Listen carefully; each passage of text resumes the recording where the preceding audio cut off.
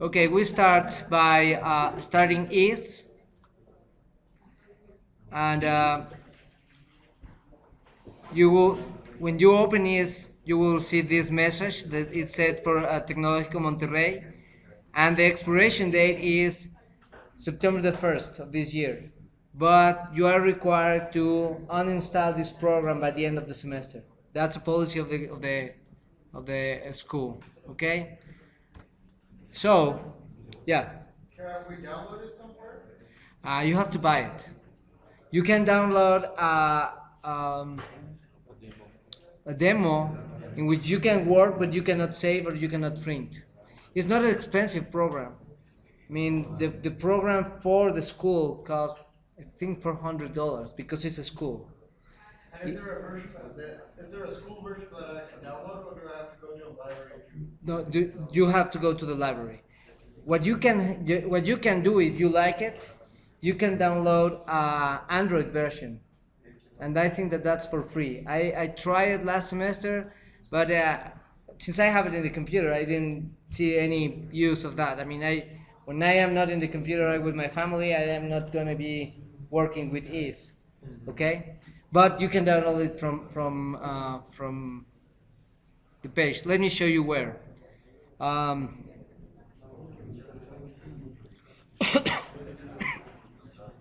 Sorry. Guys, a lot of noise.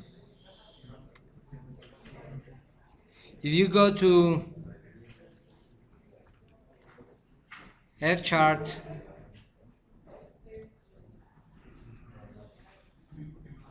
you have EES,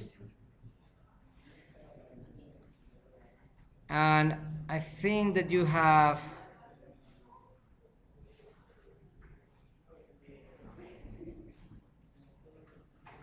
license. Here's the academic license is 1500, single use is 600. Yeah, it's not cheap, but I can check in Play Store or Google Play. Google Play, you can buy it. I think that it's free. Okay. So let's know the program first. You have different windows. You have the equation window. In this window, you're gonna type all your equations.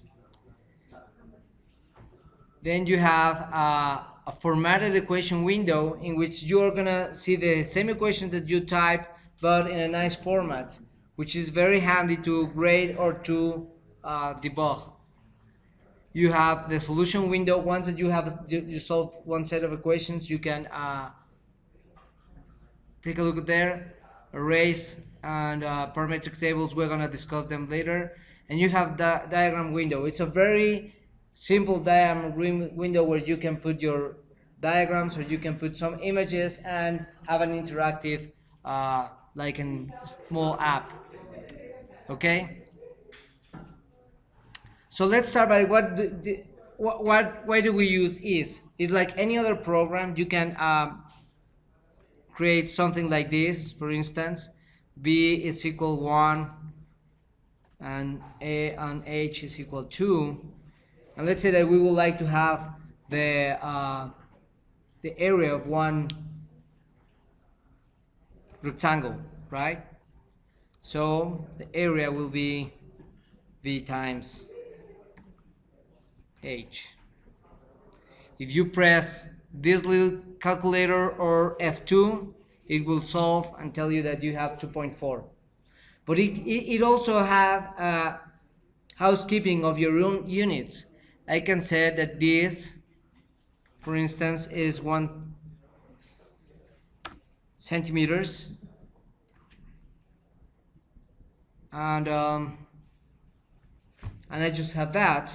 If I press again F2, it recognizes that B is in centimeters, and it doesn't know what unit has A or H. So it says one potential unit problem was detected. So it it lets you have your housekeeping of on your units.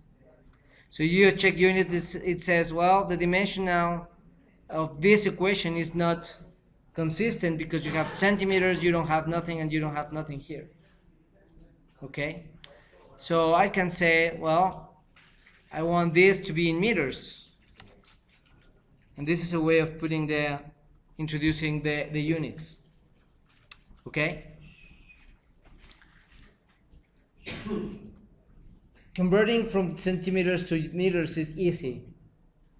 But from some other units, like converting from joules per kilogram to kilopascal per cubic meter, sometimes it's not that direct. But I can use a handy function that's convert.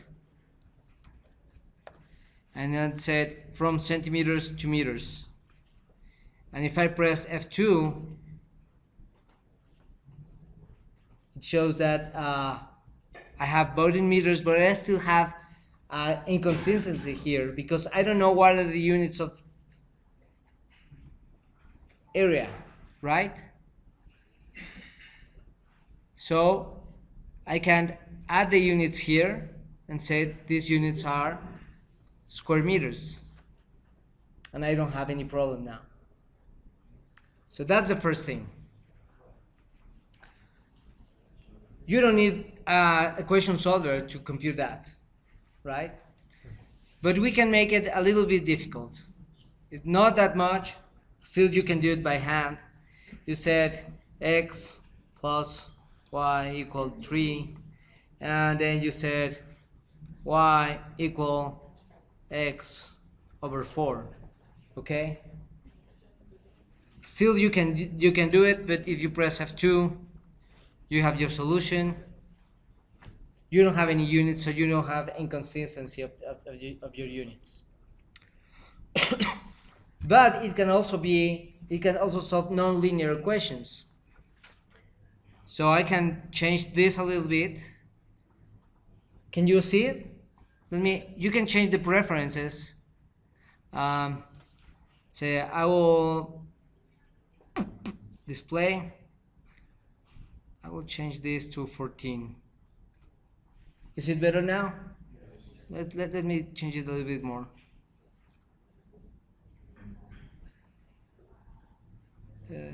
Options, preferences, display, 18. Okay.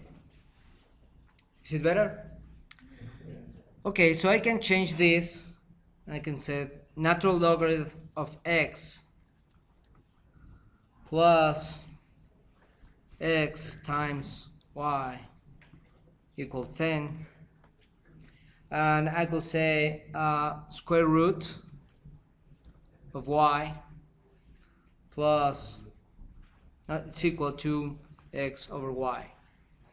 So this is a nonlinear, it is implicit. I cannot solve for any of those equations and try to substitute on the other one, right? So I just press F2,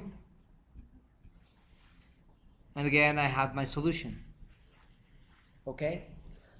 If you notice, I don't have to have an explicit statement of the equation. Okay? Like in MATLAB, you need to have it explicit. You can have it implicit here. Okay? So is it easier to make mistakes here? It's easier to make what? To make mistakes? Is it easier? It's very easy to make to commit mistakes. Yes. Yeah, because. But if you are used to have keep the current class and show message again. If we're gonna see some rules to try to not commit mistakes, but some rules are just have housekeeping, check constantly your program. Okay.